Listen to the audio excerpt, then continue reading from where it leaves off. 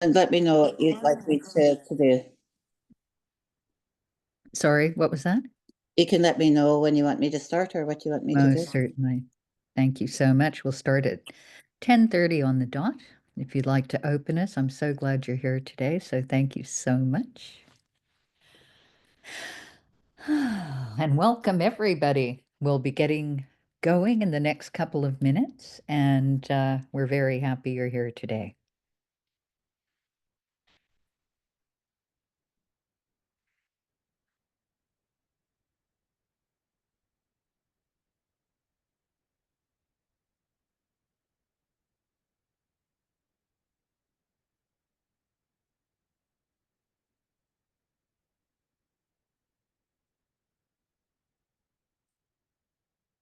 Please note, everybody, that this webinar will be recorded. I've put in the chat that there are resources available on the website link, and we'll have this recording up on our website in the next few days. So it's really good. Please share it with your colleagues and your friends. We're so happy to be able to offer this. Also, you can learn on the website, on that webpage, about all of our other webinars that we'll be holding throughout 2025. So we hope you'll consider joining us again.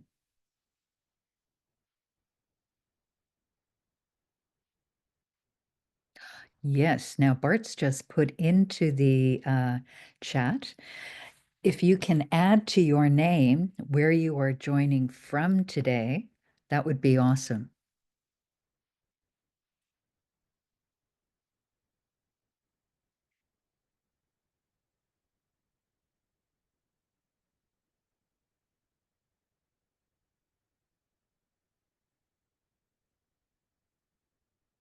Or you can use the chat because that works too. Okay.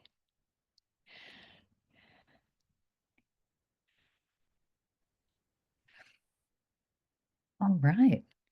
It's 10:30 on the dot, Judy. Thank you, Michelle, and welcome everyone to our virtual circle today for our monthly webinar from Our Children Our Way Society. And we're glad you're able to join us, even though it's virtually. Our spirits are all connected collectively. So I'll do a short prayer to, as per protocol for our circle, and bring us together and to ground us. Cookcham, Kokukpi Creator, we thank you for today, and we thank you for our breath, our first breath when we wake up, and the cycle of life, as we're reminded every day, as our matriarchs and some of our elders, they pass on into their journey to the spirit world, but also at the same time we have those being born and birthing into the circle of life. So it's continuous. And we know our loved ones are never really far from us. They're in spirit and their energy, and they're near us when we think of them or when we need them. And also, we are energy, so we are connected to the universe. We are connected to the creation all around us, and we're connected to the water and to the mountains and the trees. They're all our Quiselton and our relatives. So, as part of that collective energy, we bring into the circle to be able to share generously with one another today, and also learn and also take in what we need, and but also reminding ourselves that it's also being in a circle, we let go we no longer need, and bring in the new energy, the new uh, wisdom and knowledge that we need for our journeys and our pathways forward. Always moving forward. Our ancestors never stayed in one spot. We always adapted and grew, and we were very innovative, and we're always connected, though, to their teachings that we never impacted or destroyed any other living being. So that being the water or the trees or the plants that sustain us, because we knew what we did to Mother Earth, we would do to ourselves. So we always are mindful of those teachings. And also, we're very thankful, Creator, for the medicines that you give us, the sage, the tobacco, the juniper, and the cedar, and all the sweetgrass, and all the different smudges that we have and medicines that we have that help us. And so many uh, people still hold that knowledge, and we pray that they'll continue to share that knowledge with us, because a lot of times, we miss those medicines in our homes and helping us, and they're really connecting us back to who we are as Indigenous people, but also connects us to the land and to the water. So we thank you for that, Creator. And we thank you for our children and our grandchildren and great grandchildren, those yet to come. The children are certainly our joy, and our hearts are in our children, that we take care of them and that we love them, and that we also are able to share our knowledge, our language, and our culture with them, so that they have a sense of belonging and a sense of origin in this system of things, and also the roles we play in sharing that knowledge and wisdom. And we also, so that our circles continue, Creator, and it's so important to be able to do that for our children. The colonial systems removed our children, and now we're working to bring our children home in so many different ways, with the nations across the country, and that we support one another with however we can, with knowledge and experts, and with our matriarchs and our elders, and all of those that went before us and paved the way for us with their knowledge in doing this important work at this time. So that whether they call it jurisdiction, or whether they call it, the different ways of policy and legislation, we understand, Creator, from the basic teachings. It's just being the responsibilities for our children, and doing away with those barriers that keep us from doing that. So now that we have, we always understood we had Mother Earth, and Mother Earth had natural laws, and we understood that those natural laws are part of our laws, in keeping with how we're able to keep that circle strong and keep those home fires burning. So we thank you for that, Creator. Thank you for Mother Earth and all the creation and the water. Cook jam, cook jam, cook jam, cook jam, cook jam. Thank you, Michelle. Thank you, Red Hummingbird Woman. Judy Wilson is on the Secretariat team. We're very fortunate to have her. She is our cultural advisor, as well as an advisor on so many more things. I'd love to introduce you now to Bart Knutsgaard, who is also an advisor to Our Children Our Way, and he will be taking it away from here. Thank you so much. Uh, okay, so Questionum, good morning, everybody. Thank you, Judy, for opening us in a good way, and thank you, Michelle. And just for folks' information, Michelle is a citizen of Cowessess First Nation. Just want to put that out there. Yeah. So my name is Bart Knutsgaard. I'm a settler of Danish and French ancestry. I'm a social worker. I've been a social worker all my career. Started this work way too young, at about 21 years old, and I'm gray now, but I've always stayed in the field of child welfare. From about 2002 onwards, I've worked pretty much exclusively in First Nation communities. Many of my years with an organization called Tanaha Basket Child and Family Services in Amakas Tanaha, the unceded Tanaha territory, which is located in the southeastern corner of British Columbia, just west of the Rocky Mountains. Tanaha Basket is an agency that provides support and child safety services to all Indigenous people within their territory. In that role at Tinahakin Basket, I was introduced to what we are going to talk about today, the Future House. And so what I'm going to do is get the share screen up and turn my video off. and and walk you through some information about the future house. As well, we're going to go through a bit of an activity around the use of the future house for organizational or strategic planning, and then finish our time with, if there's any questions or comments or reflections, be happy to have those at the end of the session. And Michelle will be a bit of a timekeeper for me. So I'll just take a moment and get the screen up. And while Bart's doing that, I've put a link in the chat where you can find the resources on our website and other information about us as well. Thank you.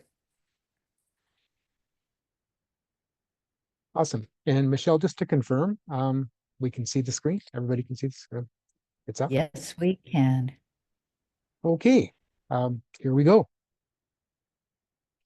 Actually, I'm remiss. I also need to acknowledge I'm joining you from Tan Quashin and Kwalin Dun shared territory in the Yukon.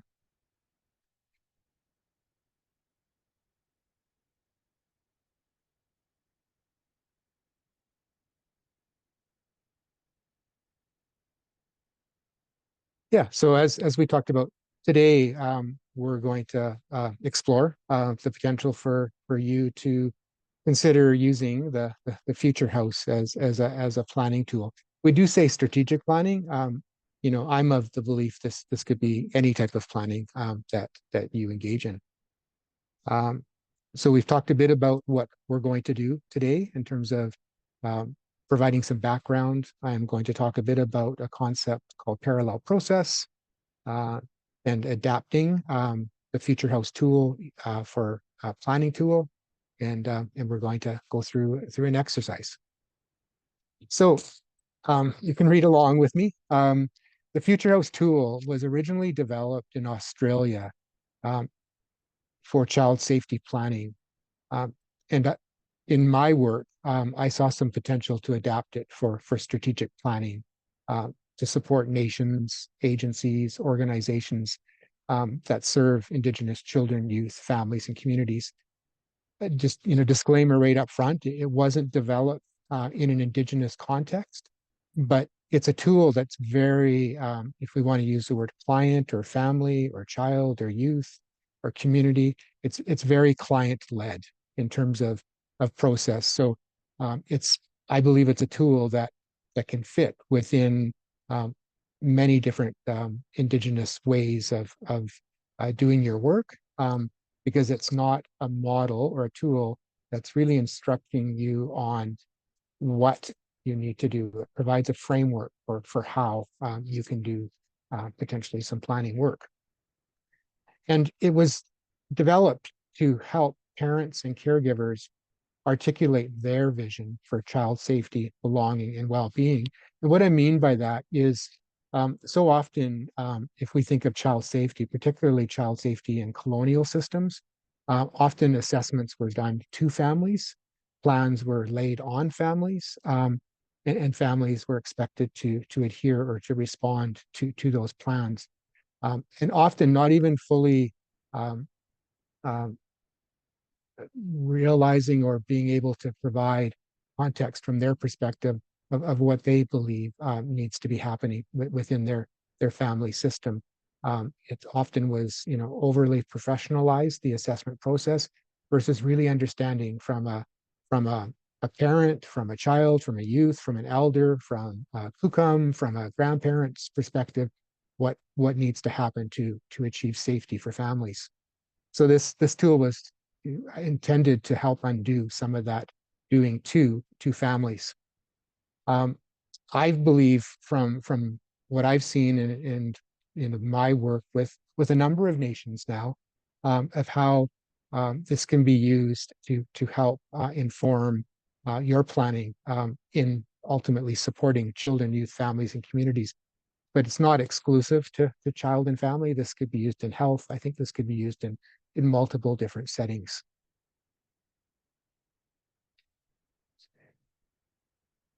From my perspective, this is not only a way to help articulate and achieve your organizational goals, but also create a space where values and beliefs of the organization are consistently modeled. It's really important. If you have ways of knowing and being, you have values, you have virtues, you have uh, traditional practices. This is a model that I think all of those can be then incorporated into how you do this work. Um, and from my perspective, it's critical that there's alignment between how organizations, particularly at the leadership level, do their planning and how on the ground your staff, your practitioners, your support workers, your social workers, whatever the position is, show up in the work. It's really important. And I think there's a lot of research that's been conducted around the world in terms of child welfare systems, both Indigenous and non-Indigenous, where um, modeling how we want staff to do the work starts at the highest level, which could be the board, could be chief and council, um, could be the clan directors, whatever model that you're working with. Modeling how you want engagement to look is absolutely essential for your staff, from my perspective, to then go out and do the work in a way that leadership intends that work to be done. So there's an organization called Partnering for Safety, based in Australia. You're going to get access to all of these resources. There's a link that takes you to Partnering with Safety. And what you'll see is one of the tools that they've developed and put online is the Future House. There's many other tools this organization that have developed that are super useful as well. You can see to the left the Safety House. Today we're going to focus on the Future House, but these are all intended to be tools to do the work with and alongside families or children or youth or organizations, communities, whoever you are serving.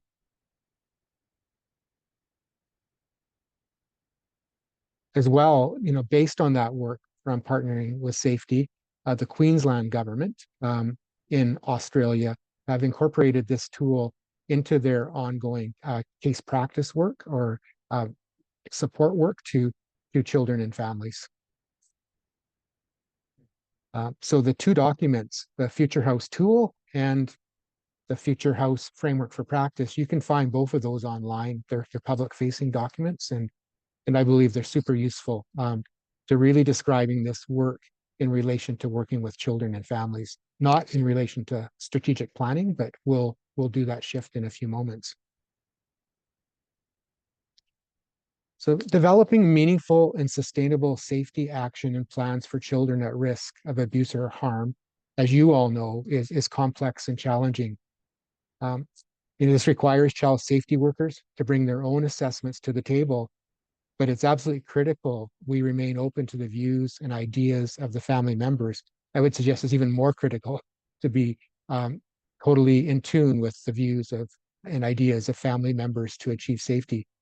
Given this, and given that it's the family and the network of those around that family, those are significant to the family, who likely will be putting any plan into action on a day-to-day basis.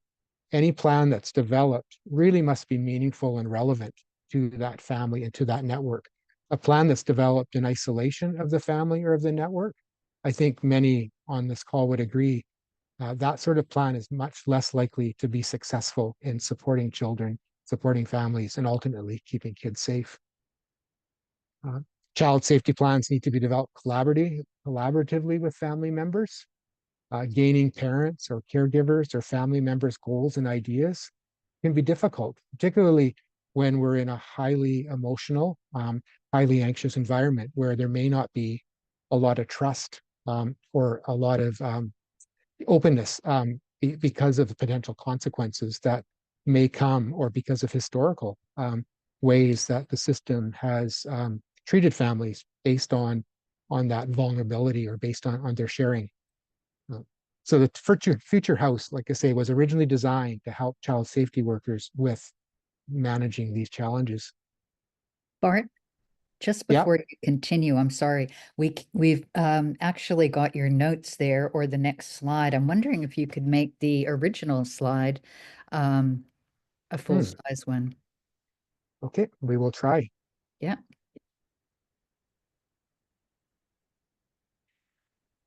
I just will need a minute. I think I'm going to stop share and try again here. Okay, that's great. So once again, you can see in the chat if you are interested in learning more or you'd like to download the resources for this particular webinar, please see in the chat, there's links there. This is also one of the first of our monthly webinar series, and we do hope that you will join us. Thank you.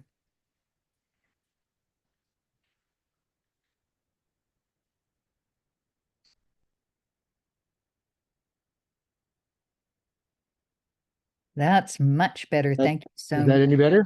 Yes, it is. Thank you.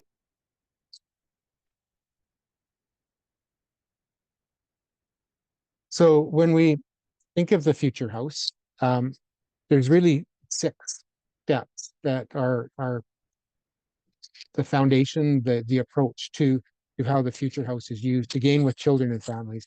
There's an explanation of what the activity is going to look like, an explanation for family, an explanation for whoever's in the network, an explanation for whoever's participating. Um, there's leading by drawing a future house, and I'll get into that in a little bit.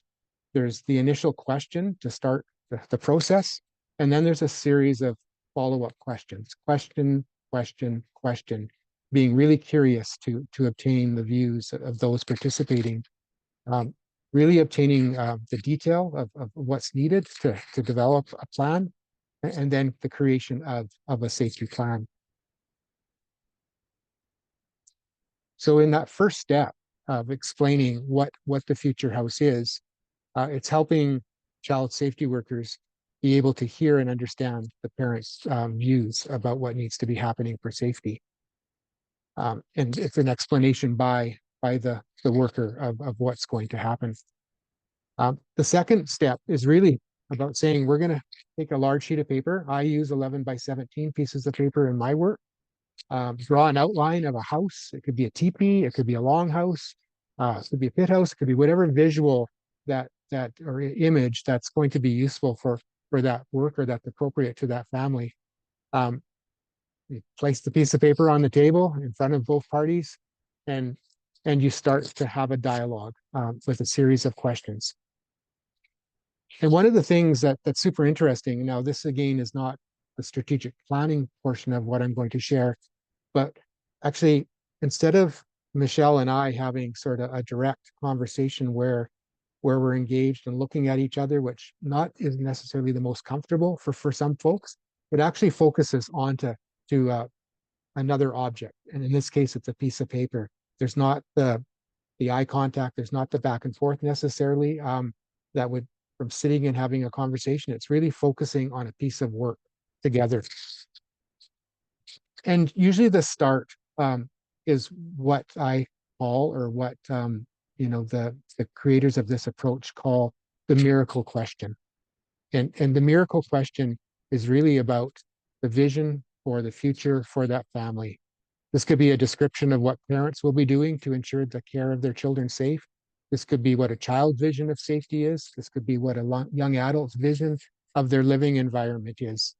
And the worker, would start to ask the questions and then fill in the future house. And so here is a visual from the book you can see on the left, The Future House. And like I say, often the starting place is asking some form of a miracle question. And here they have imagined that this is your future house, where all the problems that led to Child Protection Services being involved with your family have been sorted out, and you're able to be the parent you always wanted to be. So that's a starting point. What would be happening? What would you be doing differently in this future house? What else would you be doing?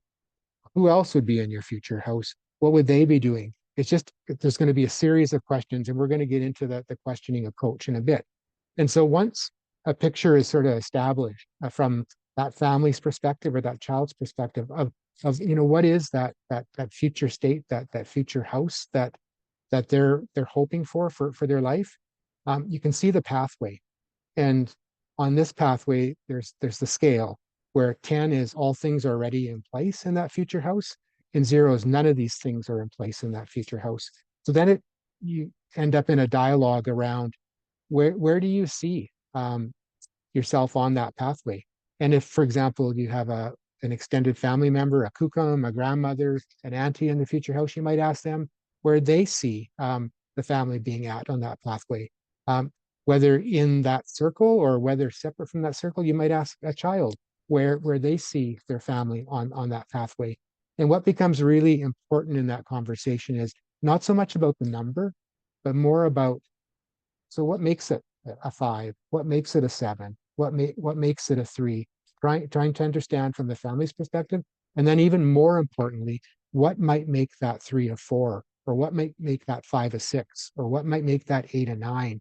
Because then you're getting into actions and strategies and plans that are really driven by family members and not driven necessarily by the social worker. That doesn't mean there isn't a role and there isn't an importance for perhaps the child safety worker or social worker to be contributing. But ideally, if we can assemble the network around that family that are the most significant people in that child or those children's lives, they're going to have the answers to most of these questions versus us laying on what we believe needs to occur.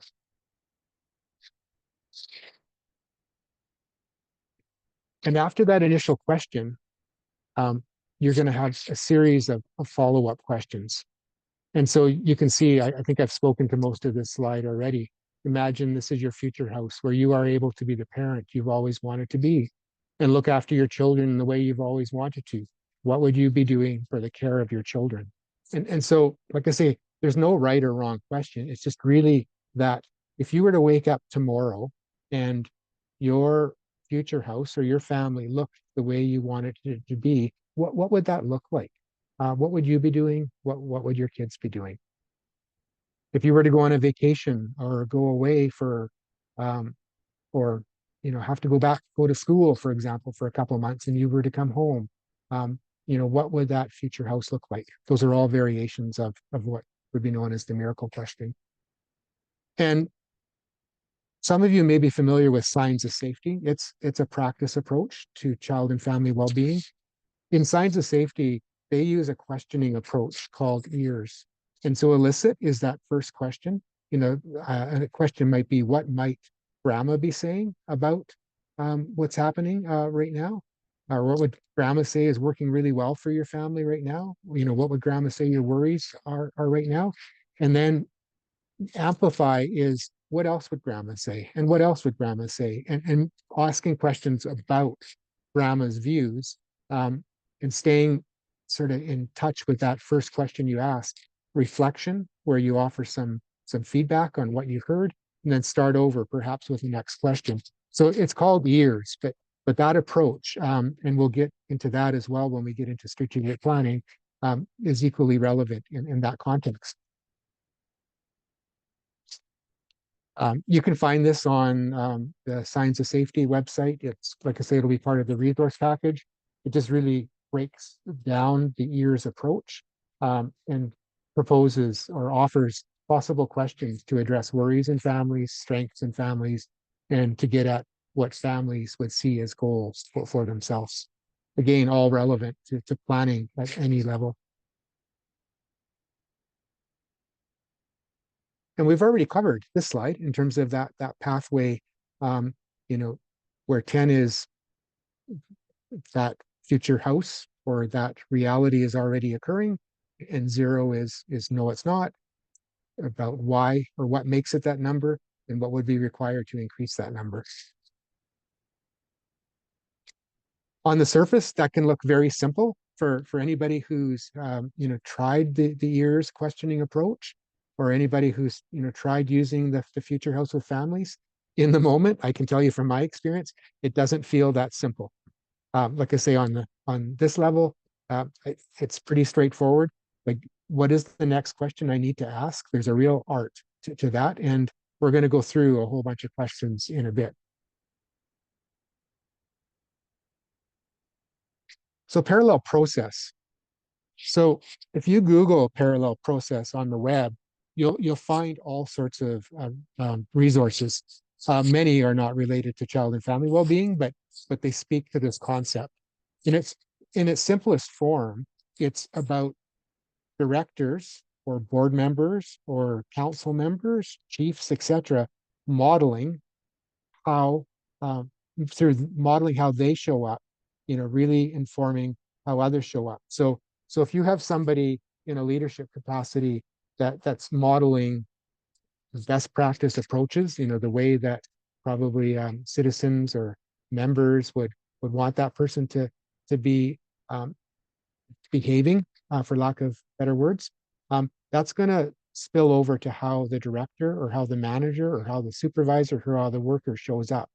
And on the converse, if you're modeling behaviors that don't create safety, for example, in terms of how interactions occur within organizations, that's likely going to also flow through down to whether it's the director, the manager, the supervisor, and ultimately the families. And it's interesting because there's some research out around some of the most successful, and successful may not be the best word, but the most effective child welfare organizations are ones that their leadership basically embraces the practice approaches in their leadership style that they want staff to embrace when they go out and work with families. And so Andrew Turnell, who leads the Signs of Safety, or who had led the Signs of Safety work, he really, talks about, and this is a quote from him, how we want staff to show up in their work is how we must show up in our leadership. So moving into strategic planning, as you saw earlier, on the left, there's the visual of the future house that can be used in working with families around their vision for their future.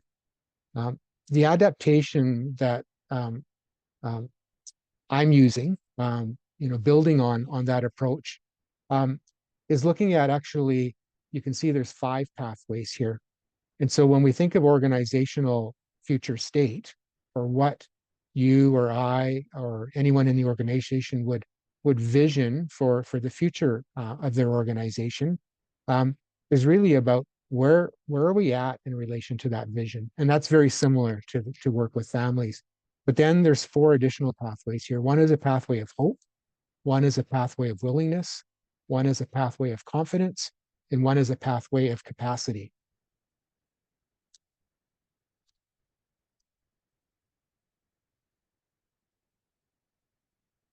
And so, questions, we need to think about is, where is our agency organization at now in relation to what one would describe as their future house?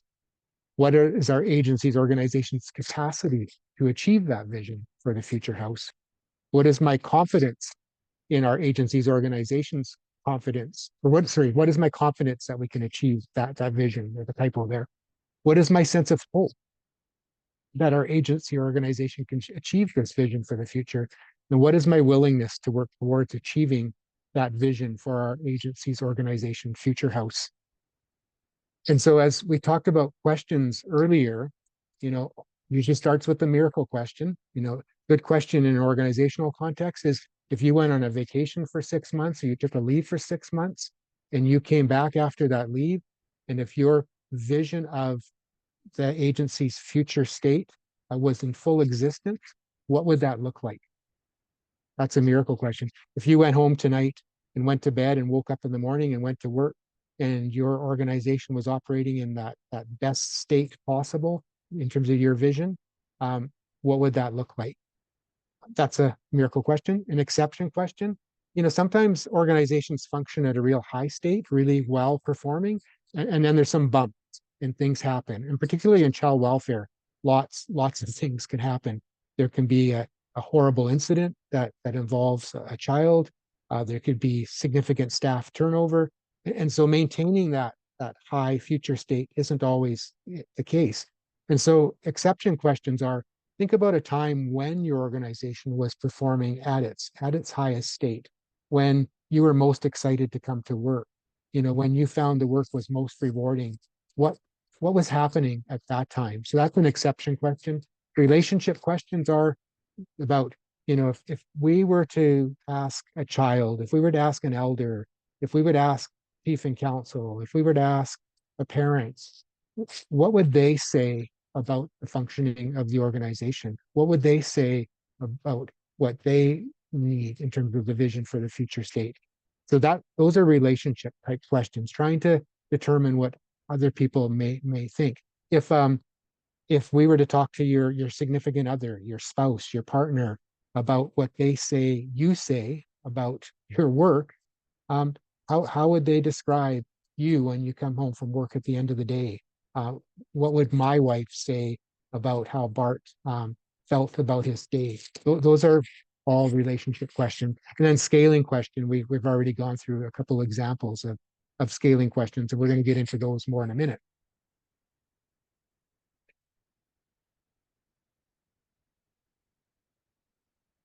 And you had this slide up earlier, but just really want to emphasize, we take the miracle question, the exceptions questions, the relationship questions, and the scaling questions, and then you lay that alongside this ears model in terms of elicit, amplify, reflect, and start over. That's the core skill involved in what I'm about to walk you through. So here's a sample future house.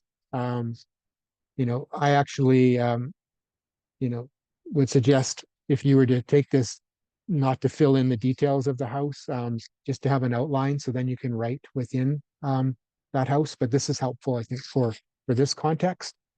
And like I say, there's the 5 pathways you see. Here's another version I used at one point in time. It, it's whatever worked for you. And sometimes it's helpful to have, something as a sample when you go in to do this work. So we're going to take a pause for a minute. And what I want, I need to bring up a different document. What I'd like you to do is to take a blank piece of paper. Doesn't have to be 11 by 17 for today. And while I'm getting set up, on one side of the paper, I'd like you to draw something that represents a future house. Could be a building, could be a longhouse, could be a teepee, could be, I don't know, an office building if you're working in an urban environment. Whatever, whatever is coming to you to draw. And I'd like you to draw 5 pathways on that front side of the page and label those pathways where at, confidence, capacity, willingness, and hope. And then the last thing I'd like you to do is close to your building or house, put the number 10 on the path, and the farthest point away on that path, put the number 0. And so while you're doing that, I'm going to get this set up. Thank you, Bart. I hope everyone's enjoying themselves.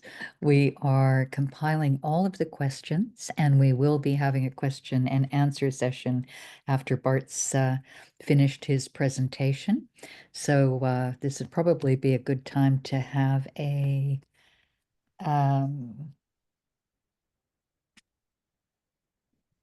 nothing. Sorry about that. All good. All good. Let's take a 2-minute breather if you need to stand up and stretch. I rattled a bunch of words at you. And Bart, could I, yeah, yeah. I can do that. Actually, Michelle, can you do that on your end? Because I was having a problem. It was covering up my questions when I was trying to have both open.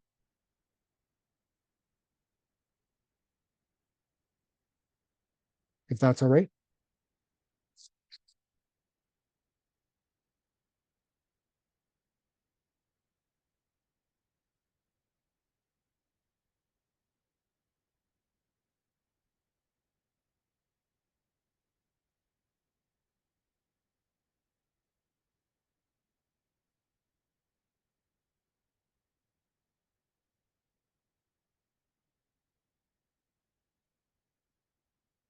I think you're trying to bring it up, right, Michelle? Yeah. And just yeah, perfect. For the person who asked, is that what we were hoping to have brought up?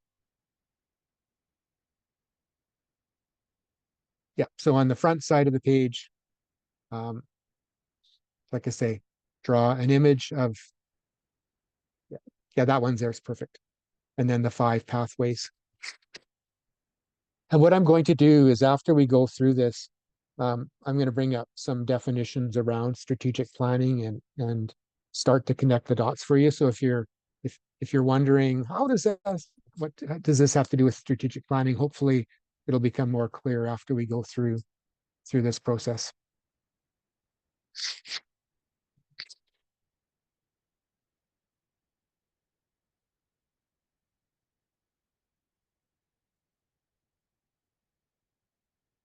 So we're going to take about 20 minutes. Normally, I would say this is an hour. If you were to use this in a leadership session or a planning session. So 20 minutes will not do the process justice because I think you'll probably become very frustrated with me very quickly at the pace I'm asking the questions. I would go much slower in doing this in a planning session. If you had the time even to go beyond an hour, I would suggest the longer time that people have to reflect, the higher quality of responses you're going to get to then work with and move forward in planning.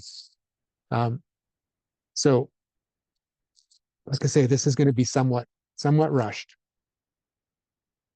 And typically what I would do to prepare for this is have a whole bunch of 11 by 17 pieces of paper, a lot of colored markers, pencil crayons, whatever works for you, and some painter's tape. I'm going to talk about sharing and confidentiality in a couple minutes.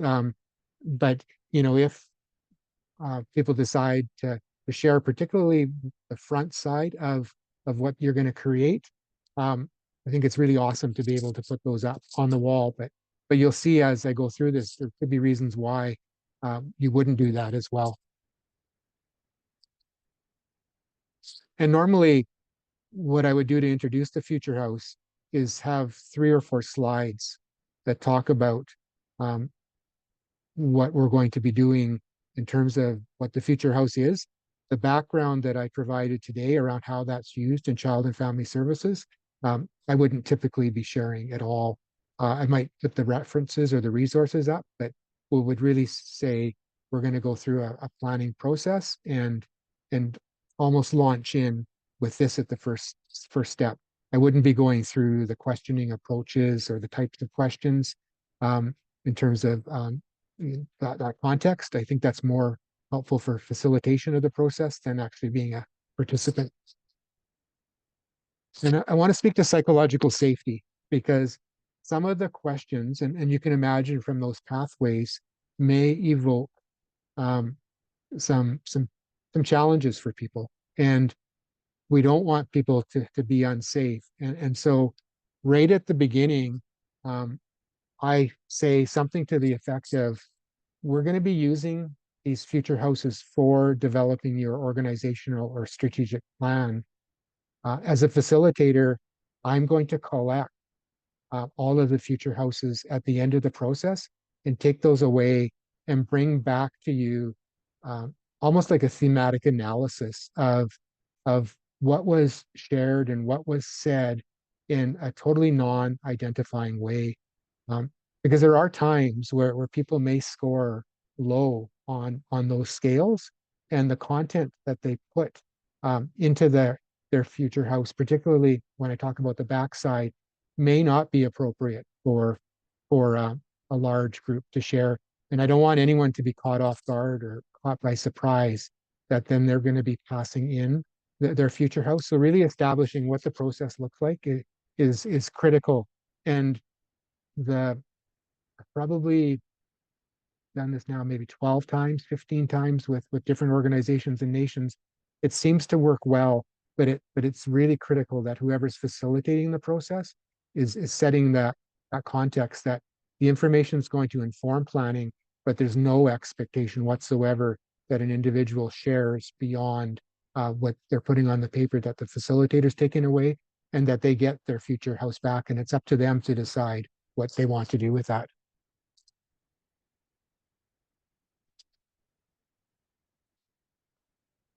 So you've drawn the front side and you've put the numbers on.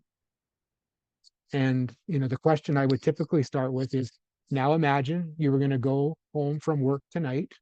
And when you return to work tomorrow, your organization is operating in the best way possible. What would this look like? And so you would start to record inside of your house on your front page what some of those descriptors would be, what your organization would look like. This may be your organization is doing everything it needs to do to meet your organization's vision, mandate, or strategic goals. So if you think of your organization's mandate, vision, strategic goals, that might help prompt this. But if your organization is doing everything it needs to do, what would that look like? If your organization was a people serving organization, uh, what is it doing to best support children, youth, elders, families to experience positive outcomes? Again, it's that picture of what would your organization be doing to support the best outcomes possible for children, youth, adults, elders, families, whoever you're responsible for serving. A different question you could ask is, if you were to go on a leave or a vacation for an extended period of time and you came back to work, what would that look like? Your work site, your organization, if it was operating in the best way possible. So those are examples, like I said earlier, of miracle questions. And then you move into that year's process.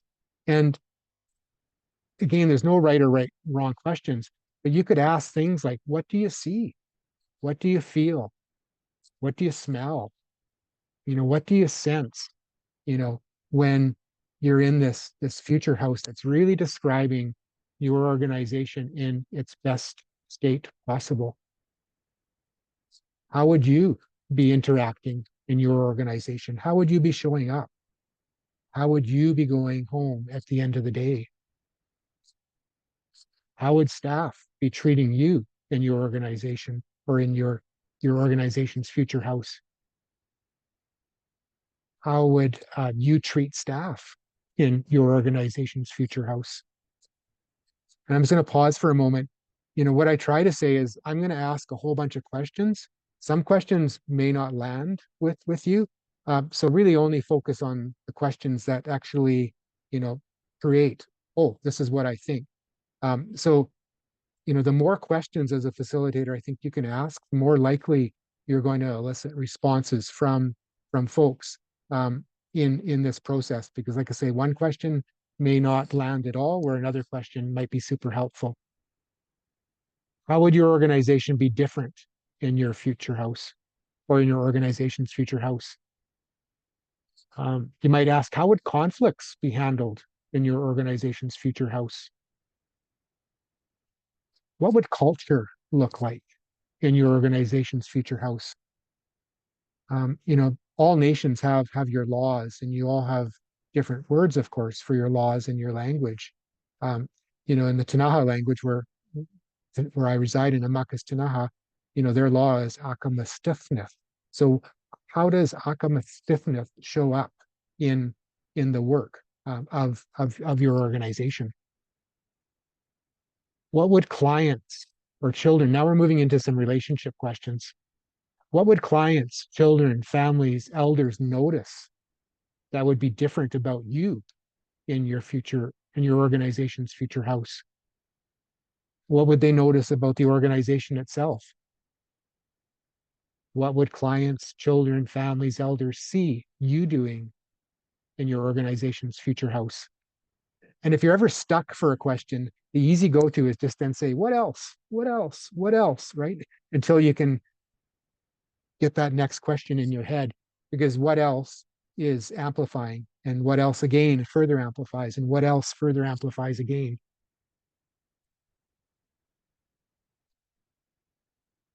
What would clients or children or families or elders say to their best friend about your organization? So if you're serving someone and then they go and have coffee or go visit, someone else, what would they be telling that someone else about their experience with your organization?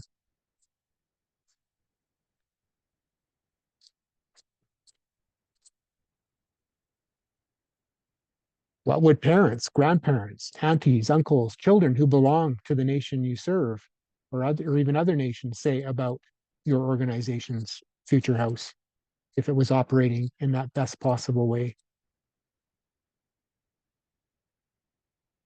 What would they say is most impressive about your organization? What would you want people to say about your organization? If again that client is going and talking with a friend, what's your best hope for what you would want them to say in terms of how they describe your organization? And then this next question is an exception type question. Are there times when your organization was functioning at its best? This could be at some point in the past. What was happening at that time that resulted in your organization functioning at its best?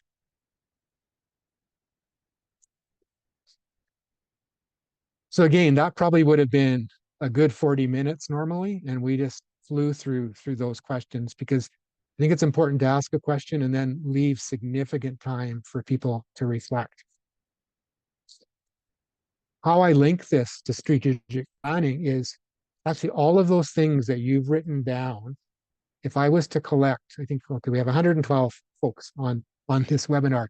So if all 112 of you were to provide to me what you just put onto your organization's future house, and if I was to take that away, I could never do that in a night. Usually when you work with a group, 10, 12, maybe 20 people you could review in an evening, but no way you could review 112. But if I was to review all 112, what I believe is I could offer back to you a whole list of outcome statements, outcomes that are related to children and families or people served.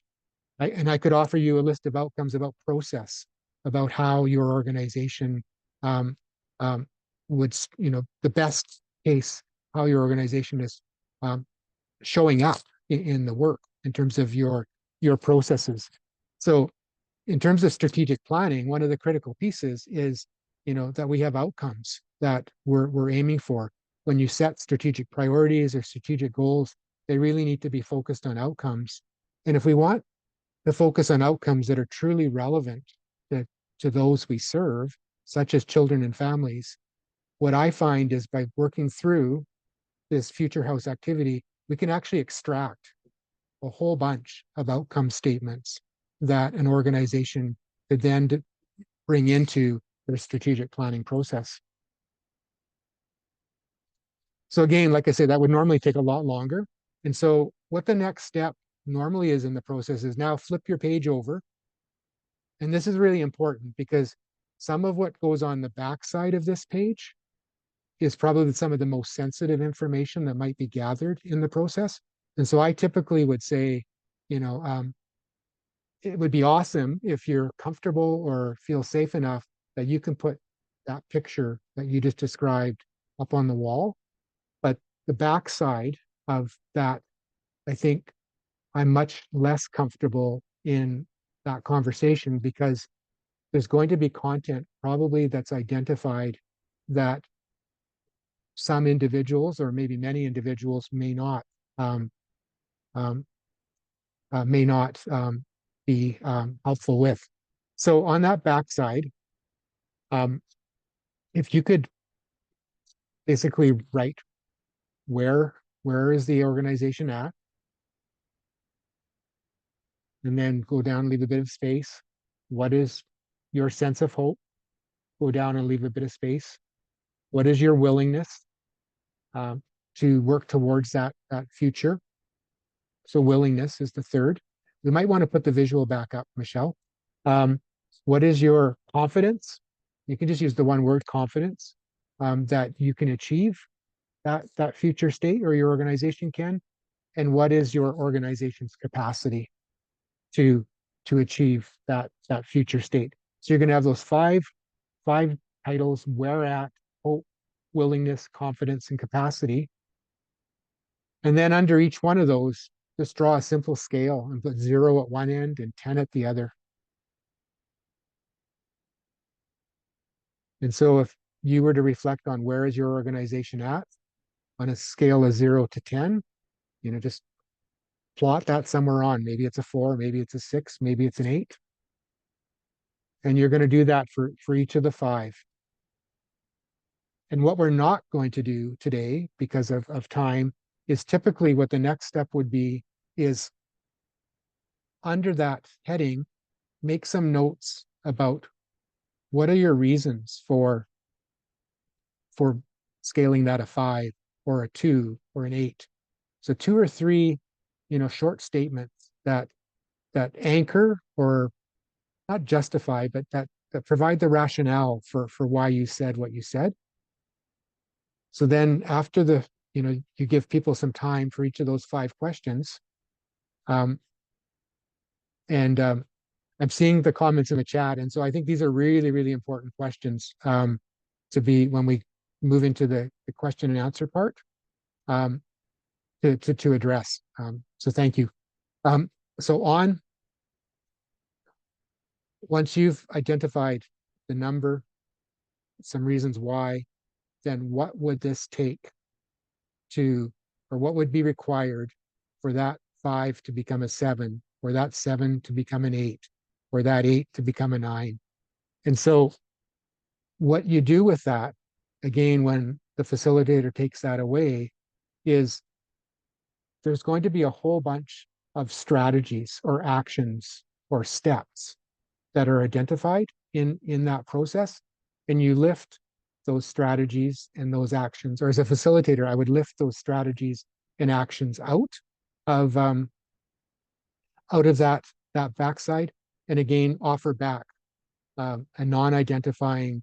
These are the themes, these are the patterns, these are some recommended next steps that potentially could be used in your organization to help move towards those outcomes. Folks would take off of the backside the numbers, they would put them onto the front side. So then you have your future house on the front completed in terms of your vision and where that's at. And that's basically the process. A couple points that are really important to talk about. Sense of hope. If you're facilitating this process and if sense of hope is scored low, that's really significant to address as you go forward in planning. So if you have 12 people and overall sense of hope is low, when you go into the next step of whatever your planning process is, it's really hard if there's not a sense of hope to actually do meaningful planning. So there might be some time required around what are the smallest next steps that could create a sense of hope.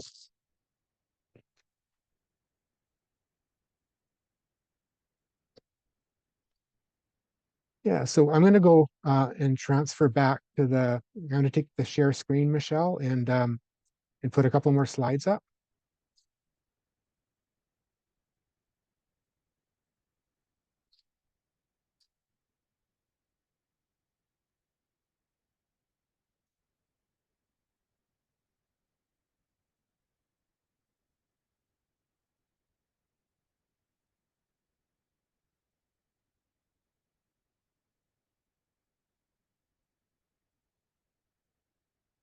You probably can see my presenter view, but that's okay.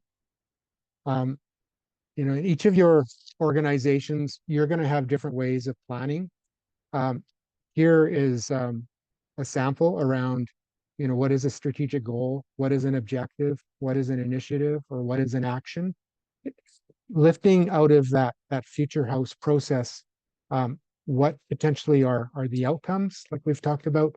What might be some of the strategies? What might be some of the objectives? Those all really tie into then how do you move forward in developing an organizational or a strategic plan. That's what I have to share. I haven't been monitoring the chat fully, so I'm going to look to the team, perhaps, if there's any sort of either questions or themes or patterns, that people have raised.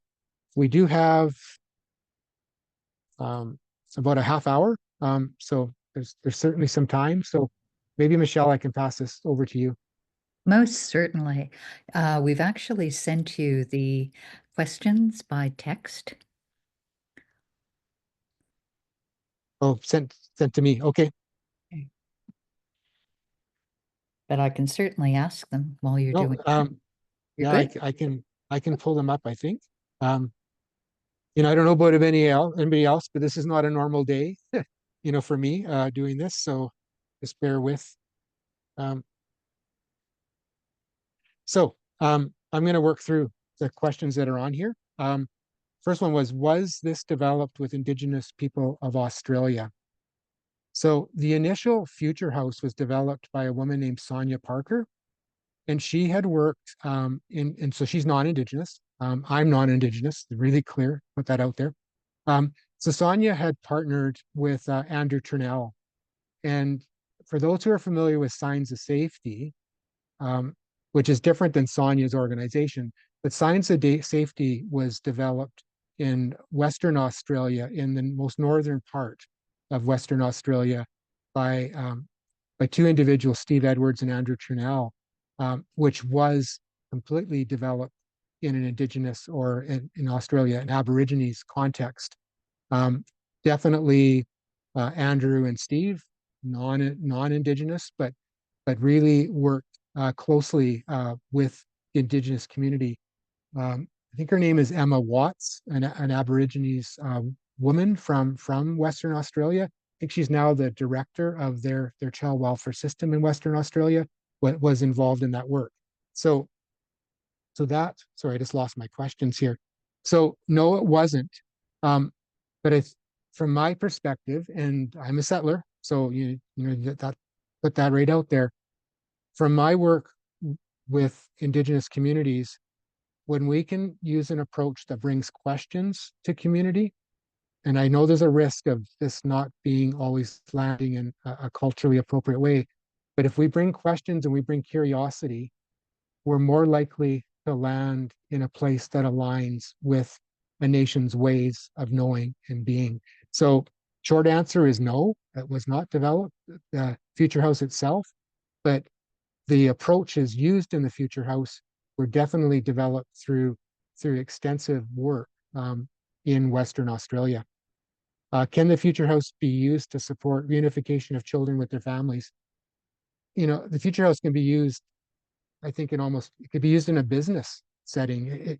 You know, if if you have a child who's, for example, been in care, um, or even an adult who is now looking at returning home to their nation, um, absolutely the Future House can be used. So in terms of reunification, specifically in terms of that question of children, um, you know, gathering the perspectives from that child, or from the children around, what is their hope, what is their vision, but also gathering that information from their family that they may be reunited with, having them also describe, what is their hope, what is their vision for what this can look like, for reunification to really be successful. I think um, there's all those critical pieces around expectations that need to be managed and supported.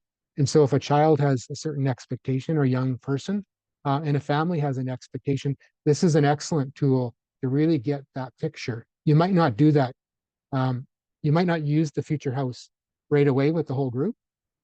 You might be doing that more separately with that young person to get their vision, and perhaps with the family or community to get their vision, and then bring them together. But I don't know if there's a situation where you can't use the Future House.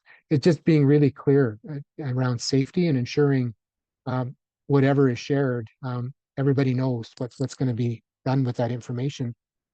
Is there a connection to the Future House and Signs of Safety? Yeah, I think I spoke to that. They're totally linked. Um, there's, like I say, there's a Signs of Safety comprehensive briefing paper that you can get online, and it talks about a number of tools. It talks about the safety house. It talks about 3 houses. Um, it talks about the mapping process for planning. Um, the skills required for all of those all sort of are very much of a similar nature, but they all sort of are based in if you want to say clients or families, they're the experts of their lives. They know best what they need. Our job as helpers is to work with families to support them in putting into place, those those dreams, those best hopes, and us to be there to like I say, to support um, and to hopefully to assist with any barriers and advocate for what might be needed for that to happen. Those are all principles of signs of safety. And like I say, so the two are directly linked. Why future house and not future home? It's a great question. Um, I would really encourage people, if you took two things out of maybe I don't know, 20 things I said today that are helpful in your practice or in your work, that's awesome. If you think this is a future home, then you make it a future home exercise. These are all ideas that, hopefully you'll take away. And if you see some utility to it, you'll come up with even a better process or even a better system. And then maybe you can share that back with the group. There's no proprietorship over this. It's not that it has to be done this way. It's whatever is going to work for you. Just trying to get my screen a bit bigger here. Curious about how this tool could be layered with the Aboriginal policy and practice framework, i.e. listening, assessing, and finding solutions. So totally aligns. So for those who are familiar with the Aboriginal policy and practice framework, it's a framework that was co-created in British Columbia between Indigenous Child and Family Service agencies and the provincial government. There's 4 steps in that framework. There's gathering the circle, listening, assessing, finding solutions, creating security, well-being, and belonging, and keeping the circle strong. So that second phase of listening, assessing, and finding solutions, this could be your framework for that if you so choose. There's lots of ways to gather, but it totally fits with that phase of the Aboriginal policy and practice framework. How do the questions relate to the pathways? Just need to think about that one for a moment. So when we started the exercise, I was asking you questions about your vision of a future house or a future state. If we had spent more time on the pathways, and so we'll use the example of where is the agency at? So if I was to follow that up, so you've created a picture of your future house. You've said the agency or the organization's, let's say it's at a 3 out of 10 in terms of how close the organization is to achieving that vision. The questions that would follow after that, like I think I had shared, were what are 2 or 3 things that what is your rationale for that number? But then the questions are not so much about what I went through on the visioning part, but more about what are some strategies, what are some ways, what are some actions that would raise that number. So you're not so much there looking at a relationship question or an exception question or a miracle question. It's more you're trying to understand what would it take to move up on that scale. Is the purpose of the future house division what you want it to be? Like a perfect example, then the pathways would be how to get there. Yeah. So I think that's that answer or that statement, whoever put that into the chat, is a better answer than what I just gave in terms of the previous question. That's how the two are exactly linked. And I think what I would say as well, based on one of the questions, is if you're using this as a planning tool for an organization, and if I'm a participant, my vision of the future house might be different than Michelle's or Charlene's or anyone on this call. The beauty of that, from my perspective, is if you have somebody facilitating that takes all of those visions and then says, here's where there's alignment with the visions, and here's where maybe the visions depart and they're not necessarily in alignment, which creates then the opportunity in your planning to talk about that. So how does the organization move forward with its collective, vision, collective mission, collective mandate? But without understanding individuals best hopes for an organization's vision, you really risk, as an organization, having leadership lay on to staff who often know, is if you think of who's, who's on the ground doing the work, um, it's your staff. So gathering as much possible, vision from them is going to immensely help your leadership. Um, Kayla, I see you turned your camera on. I'm not too sure if you were wanting to talk. Okay. Okay. Um, so it's sort of a bit of a challenge to scan all of these chat comments. I'm wondering if I could turn to one of the team, if you've been monitoring, what might be a good next question to respond to.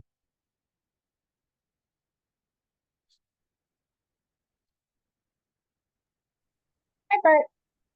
We've got a couple new questions that came in. So one around what is the definition of capacity for this exercise? Employees, knowledge, education, program, person, serve. Yeah. Thinking. So how I see capacity, but this may not be how everybody else on this call sees capacity, is that scale where 10 is the organization has the capacity to move this forward, and 0 is there's no capacity. There could be multiple uh, things. Resources could be a capacity issue in terms of funding. I'm up in the Yukon this week. Um, Recruitment of staff um, hugely affects capacity to deliver services. And I don't think that's just the Yukon. I think that's pretty universal to most child serving organizations right now. The ability to obtain or maintain staff, training, knowledge. I think as much as I'd like to offer a definition of capacity, it's almost whoever's using the tool, you may have your own, you might not even use the pathway for capacity. You might call it something totally different, but it's really, does the organization have what it needs to be able to move that vision forward? And so that could be just about anything from human resources to budget, um, to leadership support. Um, um, some organizations that struggle, maybe to build capacity, there needs to be some healing. It could be a whole bunch of different ways to look at that. So back to you, Kayla. Thanks, Bart. There's another question around what is referred to by at. If you could maybe speak to that, I think in terms of the scaling exercise. Okay, so the where at. Um, how I'm using where at is, if we think of the 10, is that vision on the front page is where your agency is at right now. Um, and so if you're totally there on that vision, the 10 is this is where we're at. If you're partially there, in terms of that vision that you've created and you scale it a 5, that's where the agency, or where you see the agency being at.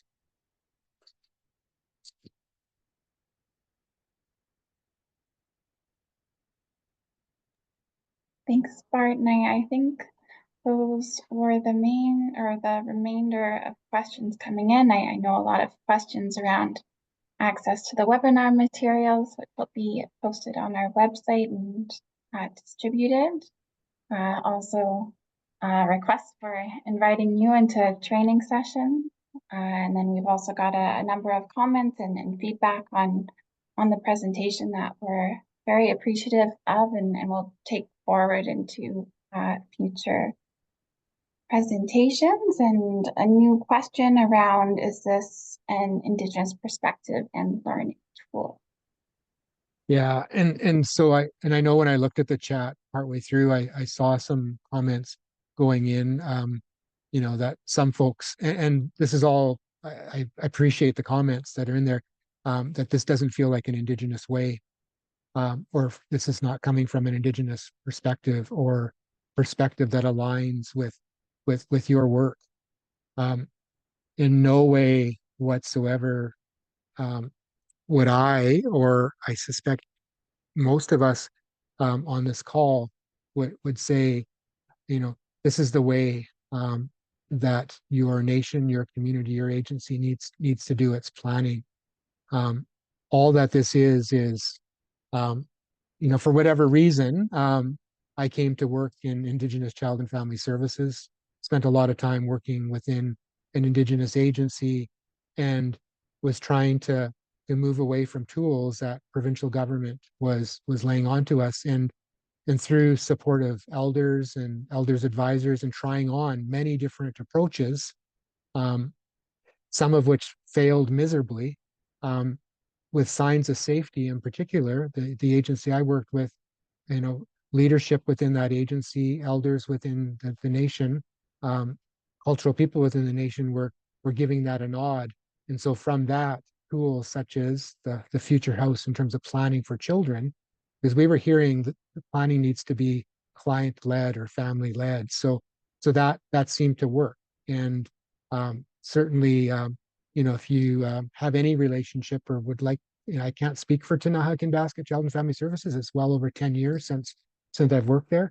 I know they continue to use this approach, not Future House for strategic planning, but the Future House and Signs of Safety in their work as their practice framework. And you might want to reach out and have that conversation. And I can't through this webinar say contact this nation and that nation and that nation. But certainly if you reached out, I'd be willing to have a one-on-one conversation about that. I think, and I don't know if there's any participants on the webinar today that have participated in one of these exercises. But like I say, not trying to suggest by any means that this is how anybody should take forward their planning. But if there was something in here that was useful for you, awesome.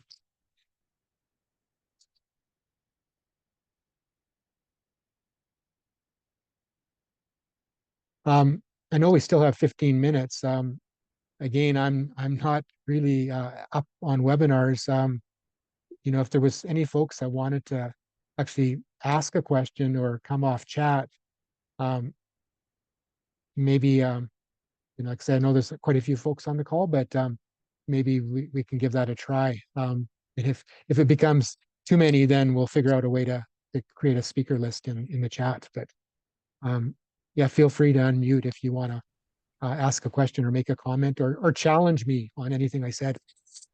Can I also ask you if you would raise your hand and we'll monitor it and let you know?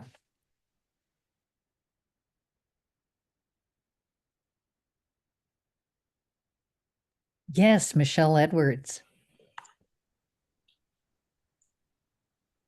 Oh, can you see me or hear me? Yes, we can. Okay, thank you. Thank you for the presentation. Yeah, Michelle Edwards. I'm in the Statliam Nation. I work with Statliam Chiefs Council, and my community is Shekelwash and Kikaitan. We're kind of in the heart of the Statliam Nation. The question I had about the house building, I guess, is have you ever had a group like they each had their house and they drew their house, so you can start maybe looking at how they got to where they were. Just kind of about maybe the parents, the caregivers, the grandparents are also in a way going to identify maybe things that they didn't deal with. So I just thought maybe everybody should draw a house. It's not just one, what will this house look like? I think if you go to the beginning at starting, how about every that's part of that house draw their house and what it would look like. It is a good idea. It's a good way to think about it. Thank you. Yeah, I don't think there's any sort of boundaries or limits on the how.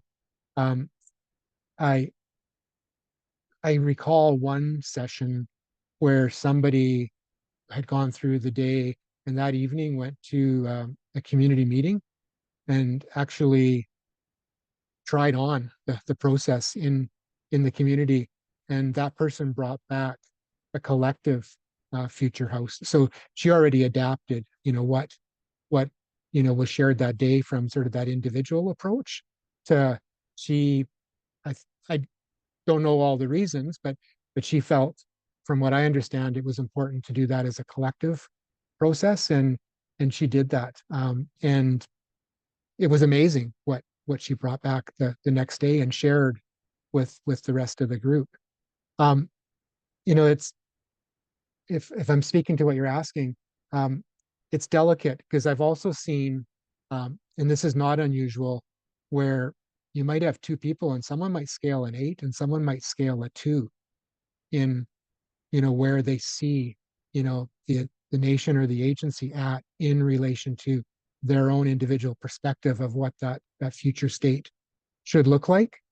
And so what I find is when people do that individually, and if there's enough trust that they'll pass that work to somebody who will honor, confidentiality and bring back a sort of collective, because by being able to say there was 20 participants and you have 5 people who are at a 2 or 3, and you have 12 or 15 that are at a 7 or 8, it's not to debate numbers, but there's a really important discussion to be had, because how do you get your group to a place where you're going to collectively plan, because that's what strategic planning is, if you have people that are, at very diverse or have very diverse perspectives on any of those pathways. So then it's often a process about, how do we set the environment or the space, to be able to do meaningful strategic planning, because you want planning to land. So I don't know if that addresses, Michelle, what you're asking, but I think you really have to read, um, your participants in terms of where at. And I don't think there's a right or wrong, but there's probably pros, well, there's definitely benefits and drawbacks to both approaches. Yeah, just to respond, because the confidentiality portion is key, and very understandable. And just trying to think how we would put together a strategic planning session. And sometimes that's what you need to start with, so everybody understands that portion of it, what you're going to hear, the things that you may want to carry, the things that you are going to carry with you for a long time. So to give them the option to either step out of the room or stay in. But our healing is going to come from having hard discussions, especially for Indigenous people. But we're also at some point going to have to be the healers, right? Like I always say, you can't heal half the circle. Everybody needs to be part of it, including the people who work in the system. Right? They're part of a whole, their own generation of that bring problems, and it's because they weren't taught properly. And our teachings are really important, and so are the practices of those teachings. So always, when people are sitting around a dinner table hearing certain things, that's what they're learning. So then they go and they practice that, and they teach it, and that's what we need to stop. So at some point there needs to be even a dinner table discussion, even what that drawing looks like. What would people actually put in that for topics of discussion? Thank you. Yeah. Thank you.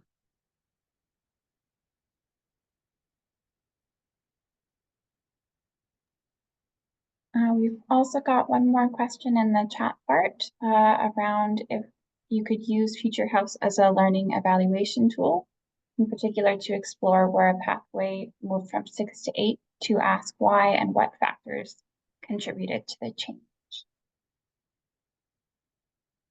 Yeah, I think so. I'm wondering if it's learning and evaluation at an organizational context or at an individual context, but I'll maybe speak to the supervision, and it may not be exactly what the person was asking. When we talk about parallel process, I think the more consistent an organization is and how it brings processes into the organization for work is critical. And so if we think of supervision in terms of learning and development from that perspective, in terms of supporting staff, totally this works, right? This could even be an evaluation framework for staff, because you could be asking staff, for example, on a scale of 0 to 10, where 10 is you're functioning, your work is, you couldn't do any better. You've arrived at where you have everything you need to do this work. And 0 is, and you can try to use humor sometimes in the process, but 0 is, um, you're actively looking for other employment, or, you dread coming into work. Where would you land on yourself on that scale? Because then you can get into a discussion about, so what would it take for you to move, if you say a 5, from a 5 to a 7 on that scale? And it's actually whatever those ideas are that that person offers likely could transform into a learning plan.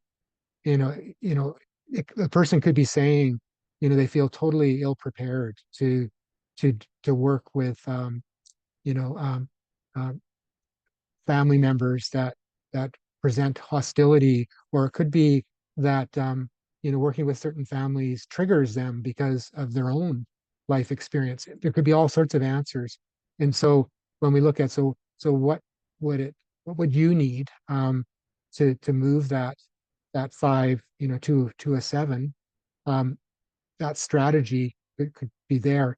In terms of another evaluation perspective is, on a scale of 0 to 10, is where the families you work with, 10 would say, you know, um, you, as a worker, you listen, you respect, whatever is significant to your organization. Families feel supported by you. 0 is, and that would be the opposite. Where do you think families would put you? This is a relationship question. Where do you think families would put you on that scale? Would families say, um, you're a 7? Would families say you're a 3? Like, where would they put you? And it's not so much about the number, because I think sometimes there's workers that struggle that may say, a family would say it's an 8. That's okay. That's what they said. So I'm interested in hearing from that worker how that 8 might become a 9. Like, what could you do to further develop your skills, to move that up, and for a family to say, you're a 9 on that scale. It's the conversation that comes from the question that becomes really important.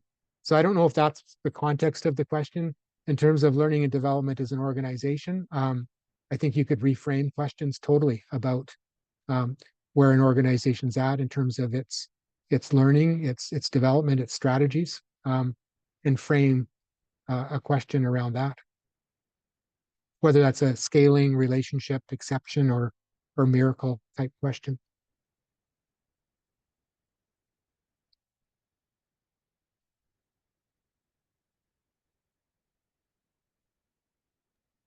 Thanks, Bart. I don't see any additional or missed questions in the chat, but if we did miss them, I'll kindly ask for anyone to raise their hand and ask, or reshare in the chat.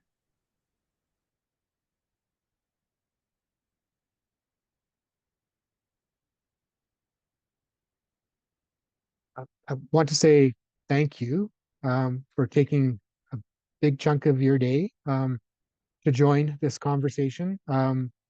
You have the Our Children Our Way contact information through Michelle. Feedback is welcome. Like, if, on a scale of 10, 0 to 10, 10, this was helpful, 0, no thanks. Fair enough. Where would you put that, and what would it take for webinars like this to be even stronger? Because we are offering, maybe Michelle, over to you. We'll be offering a monthly webinar. I believe it's the 3rd Thursday of every month for 2025. So this is our kickoff, but Michelle, go for it.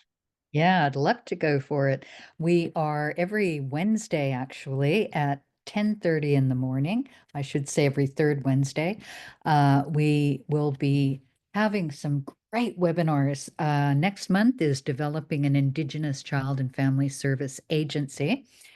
March is a roadmap, jury to jurisdiction, critical decision points on the journey. Wednesday, April 16th, creating a framework for practice rooted in Indigenous ways and knowing and being. Friday, May 9th, we have a very special anniversary that we'll be celebrating. Jordan's Principle turns 20, and we'll be screening Jordan River Anderson, The Messenger, and we will hope to have some very special guests to talk about that. In May, transformative change. What holds systems in place and what transforms them? June 18th, parallel process, leadership within your organization. July 16th, psychological safety, creating and supporting a learning organization. August 20th, appreciative inquiry in child and family services. And September 17th, strength-based and solution-focused supervision, reflective and reflexive practice. And we finish off the year in October with balancing clinical supervision, consultation, and administrative supervision. Again, you can find all of that information on our website. All of you will be subscribed to Our Children Our Way news, and you'll find all of the information there when we get our next newsletter out. It also has a lot of other really great information. On our webpage, you can also contact Bart Knutsgaard, who was our wonderful presenter today. His email address is in there, or if you would like to contact me, I'm secretariat at ourchildrenourway.ca, and I'll be happy to compile that information. So please let me know if there's any information, your take on it, as Bart said, on a scale of 1 to 10, how useful is it? This is something that I'm personally very happy that we're sharing. Nobody knows, nobody has all of the answers, and it really is about our own communities, our own people, and what do they say? What do they think? And this is all about empowering all of us with knowledge. So I'd like to just say thank you, Heichka OCM. Bart, thank you so much for your wonderful presentation and our team that's worked so hard to put all of this together. I thank you. Thank you. All my relations.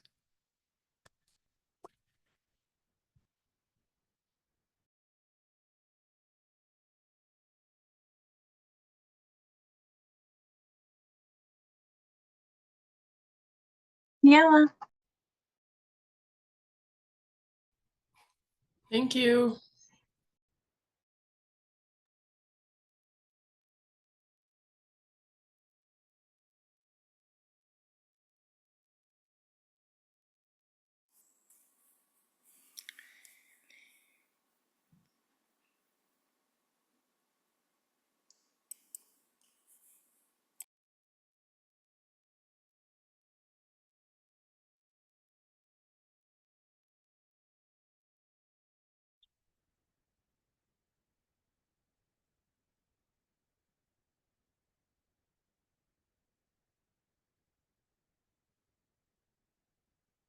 Okay, I'm going to close the meeting. Thank you, everybody. Blessings to you. Take care.